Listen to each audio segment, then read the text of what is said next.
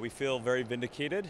David Stephan is happy the Supreme Court of Canada overturned his conviction of failing to provide the necessities of life after his 19-month-old son Ezekiel died from meningitis in 2012.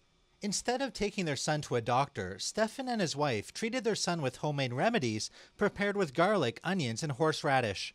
Witnesses at the trial say the toddler's body was so stiff he couldn't sit in his car seat, so he had to lie on a mattress when his mother drove them from their rural Alberta home to a naturopathic clinic in Lethbridge, where she brought an echinacea mixture. The Stephans never called for medical assistance until Ezekiel stopped breathing. He was taken to a local hospital and died after being transported to Calgary's Children's Hospital. We're extremely grateful. We're grateful because this is a move in the right direction.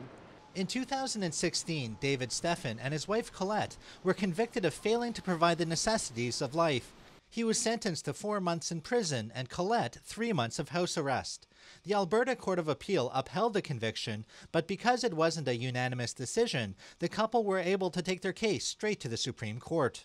Well, there appears to have been major errors within the trial judge's instructions to the original jury.